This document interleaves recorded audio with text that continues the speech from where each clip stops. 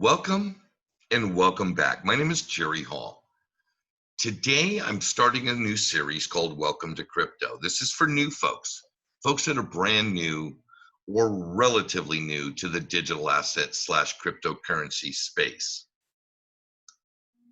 When I started my journey in February of 2018, I found that I had a huge learning curve ahead of me.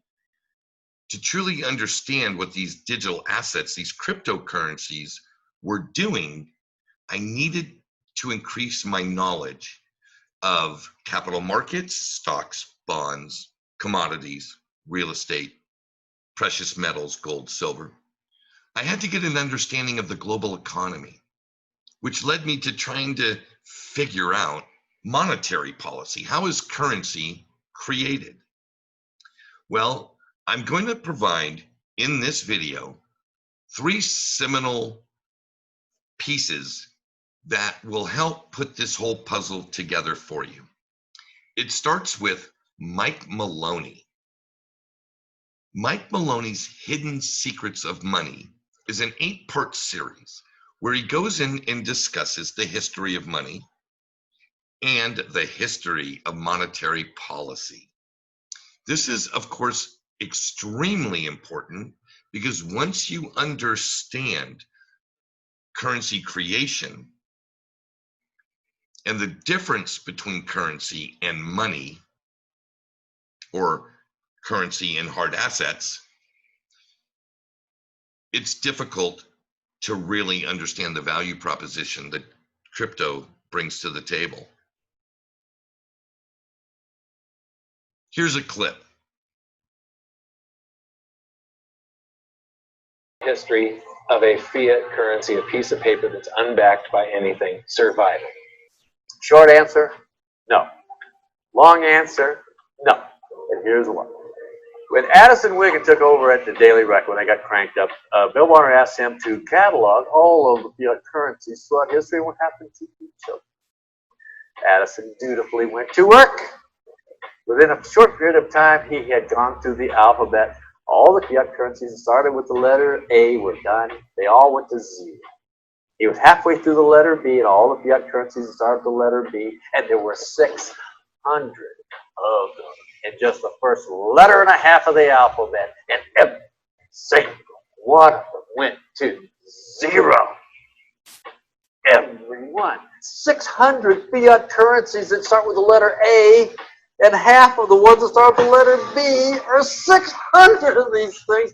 Not one ever came close. You think this one, the United States dollar, is going to be the first one after all that? I don't think so.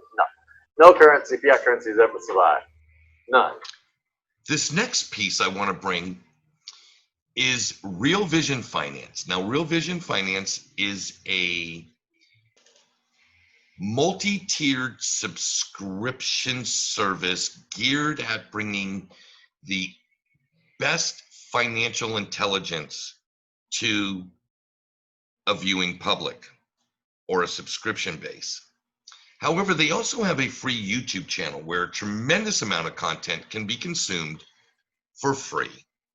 I'm going to direct you to Raoul Pal, the CEO of Real Vision, his series on the retirement crisis, where he goes into great detail to discuss the demographic impact of populations on the economy and the potential pitfalls and downfalls of the baby boomer retirement wave.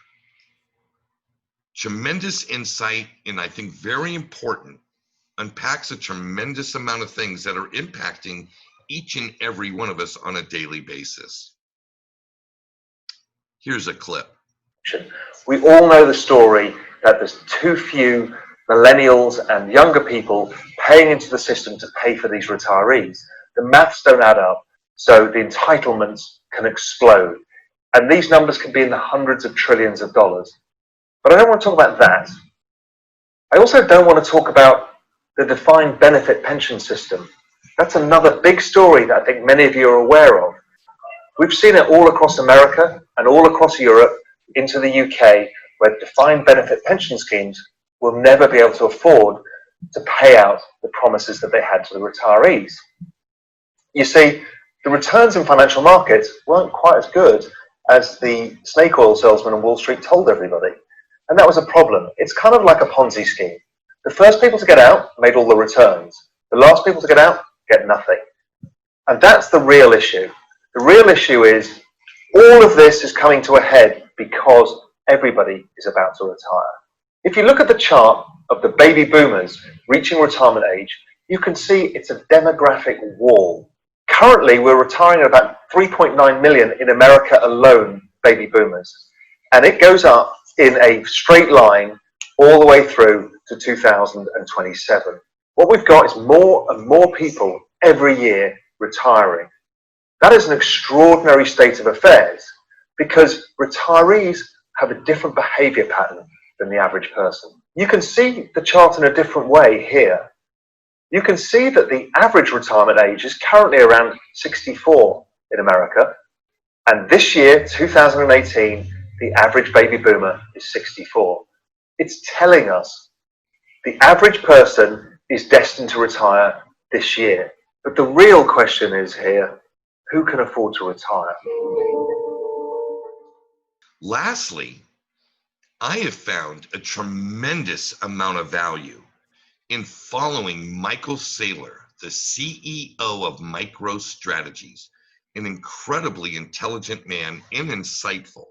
Through a course of approximately 16 hours of interview content, I have a much deeper, richer understanding of the value of Bitcoin and other digital assets going forward in this sea of uncertainty as it pertains to what governments are going to do with currency creation.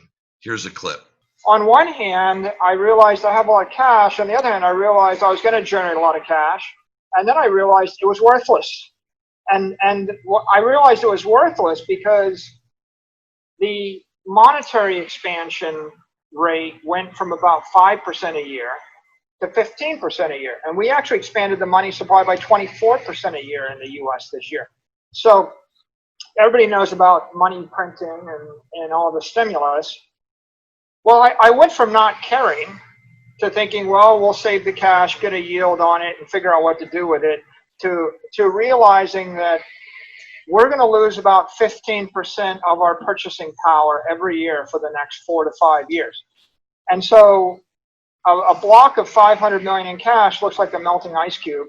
And it felt like highly certain that we were going to lose half of that money in 36 to 48 months if we did nothing. And so we arrived at the Bitcoin investment when we realized that cash is a liability, not an asset. We have to invest in something that will beat the cost of capital. The cost of capital is the rate of M2 monetary expansion. It's the rate at which the currency is losing purchasing power. And so if the currency is losing purchasing power at 15% a year, then we're all going to lose half of our wealth in 36 to 48 months. So having presented you 3 areas to go dig into, I hope that you find that content inspirational, because once you really understand the way things have been, you can assign a value to this new innovative space called cryptocurrency.